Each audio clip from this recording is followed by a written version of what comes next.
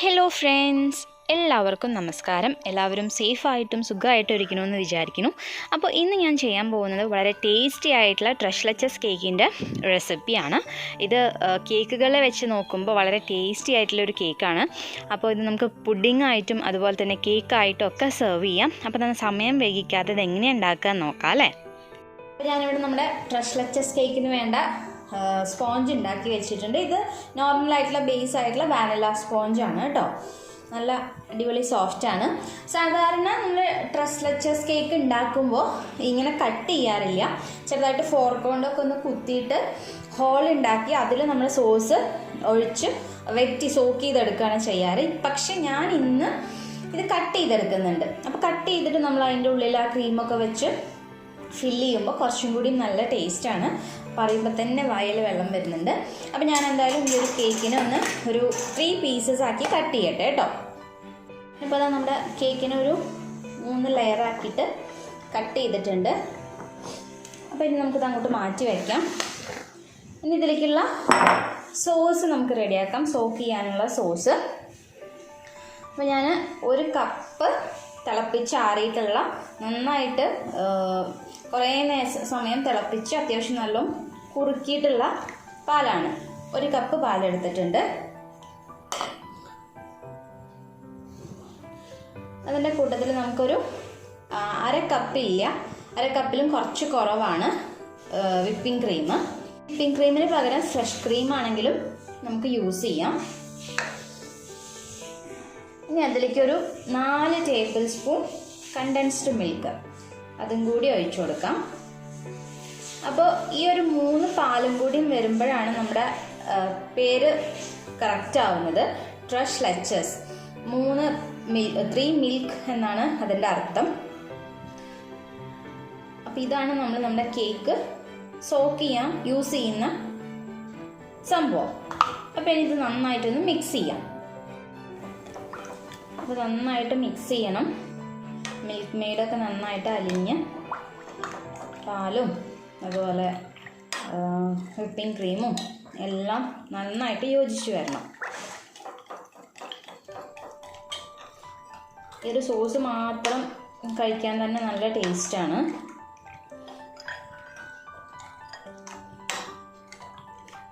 ഈ ഒരു ഫുൾ ഇപ്പം ഞാൻ ഉണ്ടാക്കിയ ഫുള്ള് സോസ് ഞാൻ ഈ ഒരു കേക്കിലേക്ക് തന്നെയാണ് യൂസ് ചെയ്യുന്നത്. അപ്പോൾ അത്രയും യൂസ് ചെയ്യുമ്പോഴാണ് നമ്മുടെ കേക്ക് നല്ല ജ്യൂസി ആയിട്ടിരിക്കുള്ളൂ, നല്ല ടേസ്റ്റി ആയിട്ട് കിട്ടുള്ളൂ.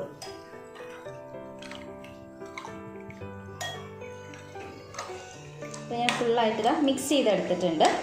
ഇനി നമുക്ക് നമ്മുടെ കേക്ക് ഐസിങ് ചെയ്യാൻ തുടങ്ങാം. കേക്ക് ബോർഡിലേക്ക് കുറച്ച് ക്രീം ഇട്ട് കൊടുക്കാം. നമ്മുടെ ഫസ്റ്റ് ലെയർ കേക്ക് വെച്ച് കൊടുക്കാം. സോസ് വെച്ചിട്ട് നമുക്ക് നന്നായിട്ട് തന്നെ വെറ്റ് ചെയ്ത് കൊടുക്കാം.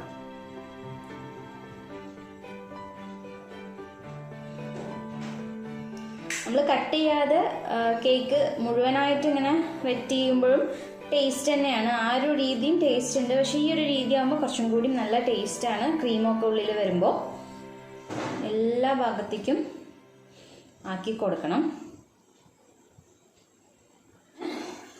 സോസ് ഒഴിച്ചു കൊടുത്തിട്ടുണ്ട്. ഇനി നമുക്കതിൻ്റെ മുകളിൽ ക്രീം വെച്ചിട്ട് സ്പ്രെഡ് ചെയ്യാം.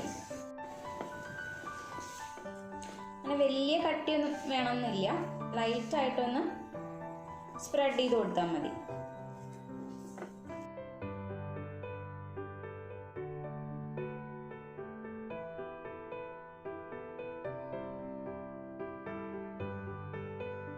ഇനി നമുക്ക് സെക്കൻഡ് ലെയർ വെച്ചു കൊടുക്കാം.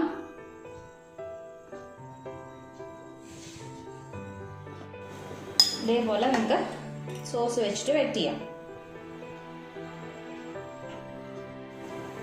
പിന്നെ നമ്മൾ വെക്കാൻ പോകുന്ന നമ്മുടെ ലാസ്റ്റ് ലെയറാണ്. പിന്നെ നമുക്ക് മൊത്തത്തിൽ കേക്ക് ഐസിങ് ചെയ്തെടുക്കാം.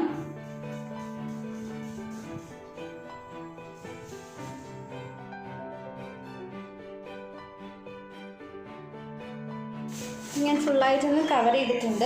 ഇനി നമുക്ക് സ്ക്രേപ്പർ വെച്ചിട്ടൊന്ന് ലെവൽ ചെയ്ത് കൊടുക്കാം.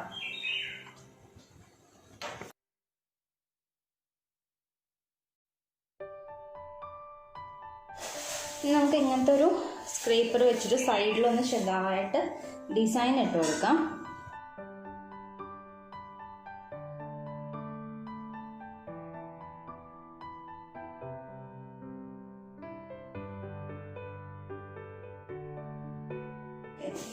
ഇനി നമുക്ക് മോൾ ഭാഗം ലെവൽ ചെയ്തെടുക്കാം.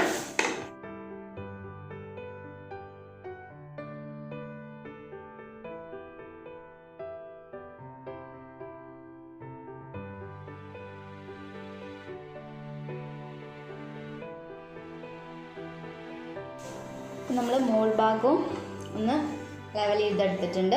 ഇനി നമുക്കിത് ഒരു അരമണിക്കൂർ ഫ്രിഡ്ജിൽ വെച്ചിട്ടൊന്ന് സെറ്റ് ചെയ്യാം. പിന്നെ നമുക്ക് കേക്കിൽ ഡിസൈൻ ചെയ്യാം. ഒരു അരമണിക്കൂർ ഫ്രിഡ്ജിൽ വെച്ചിട്ട് ഇപ്പോൾ പുറത്തെടുത്തിട്ടുണ്ട്.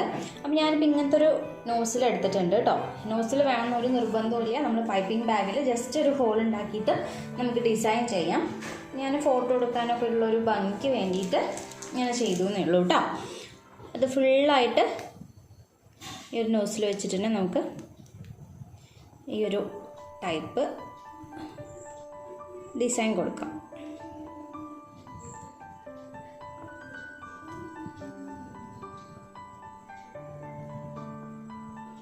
അപ്പോൾ ഞാൻ മുകളിൽ ഇതാ ഫുള്ള് ഡിസൈൻ കൊടുത്തിട്ടുണ്ട്. ഇനി ഇതേ പൈപ്പിംഗ് ബാഗ് വെച്ചിട്ട് നമുക്ക് താഴെയും ജസ്റ്റ് ഒന്ന് ഒരു ഡിസൈൻ കൊടുക്കാം.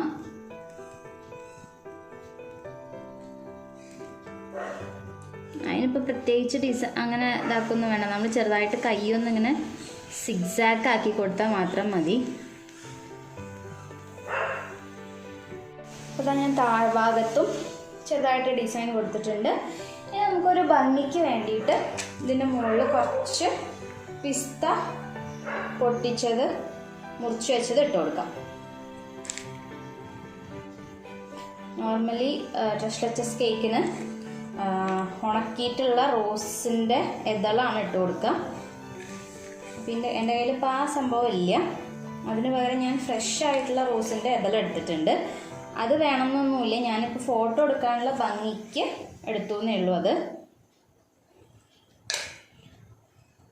അപ്പോൾ അത് ജസ്റ്റ് ഇതിൻ്റെ മുകളിലൊന്നിങ്ങനെ ഇട്ട് കൊടുക്കുക. അപ്പോൾ നമ്മുടെ ട്രെസ്ലെച്ചസ് കേക്ക് ഇവിടെ റെഡി ആയിട്ടുണ്ട്. ഇനി നമ്മളിത് കുറച്ച് സമയം ഫ്രിഡ്ജിൽ വെച്ചിട്ട് ഒന്ന് സെറ്റ് ചെയ്തിട്ട് നമുക്കത് കട്ട് ചെയ്യാം. അപ്പോൾ നമുക്ക് നമ്മുടെ കേക്ക് കട്ട് ചെയ്യാം അല്ലേ. അപ്പോൾ ഞാൻ 1 മണിക്കൂർ ഫ്രിഡ്ജിൽ വെച്ചിട്ട് സെറ്റ് ചെയ്തിട്ടുണ്ട്.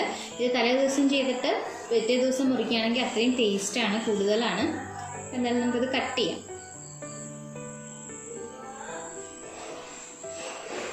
നല്ല സോഫ്റ്റ് ആയിട്ട് തന്നെ കട്ട് ചെയ്യാൻ പറ്റുന്നുണ്ട്.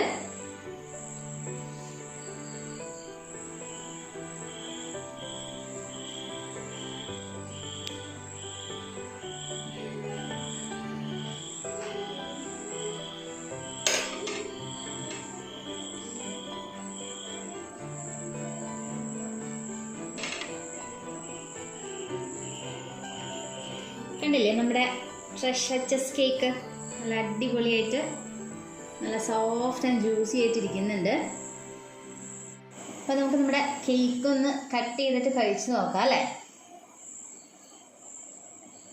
നിങ്ങൾക്ക് കാണുമ്പോൾ തന്നെ മനസ്സിലാവുന്നുണ്ടാവും വിചാരിക്കുന്നു. അത്രയ്ക്കും സോഫ്റ്റായിട്ടും അതുപോലെ അതിൻ്റെ ഉള്ളിൽ നമ്മൾ ചേർത്തിട്ടുള്ള ആ സോസ് നല്ല വെറ്റായിട്ട് തന്നെ ഇരിക്കുന്നുണ്ട്.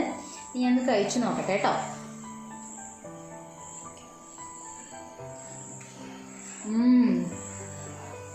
നല്ല സൂപ്പറായിട്ട് ഇരിക്കുന്നുണ്ട് നമ്മുടെ കേക്ക്. നല്ല സോഫ്റ്റും അതുപോലെ നല്ല ജ്യൂസി ആയിട്ടുണ്ട്. അപ്പോൾ നിങ്ങൾക്ക് എല്ലാവർക്കും ഈ ഒരു ട്രെസ്ലെച്ചസ് കേക്ക് ഇഷ്ടമായിട്ടുണ്ടാവുമെന്ന് വിചാരിക്കുന്നു. ഇഷ്ടമായിട്ടുണ്ടെങ്കിൽ ലൈക്ക് ചെയ്യാൻ മറക്കരുത്. അതുപോലെ നിങ്ങളുടെ ഫ്രണ്ട്സുമായിട്ടും ഫാമിലി ആയിട്ടും ഒക്കെ ഒന്ന് ഷെയർ ചെയ്യുക. പിന്നെ നിങ്ങൾ ഇനി കേക്ക് ഉണ്ടാക്കുമ്പോൾ ഈ ഒരു കേക്ക് ഉണ്ടാക്കി നോക്കുക കേട്ടോ. എന്നിട്ട് ഉണ്ടാക്കി നോക്കിയതിന് ശേഷം നിങ്ങളുടെ അഭിപ്രായം പറയാൻ മറക്കരുത്. അപ്പോൾ വീണ്ടും നമുക്ക് മറ്റൊരു നല്ലൊരു വീഡിയോ ആയിട്ട് കാണാം. അതുവരേക്കും എല്ലാവർക്കും ടാറ്റാ.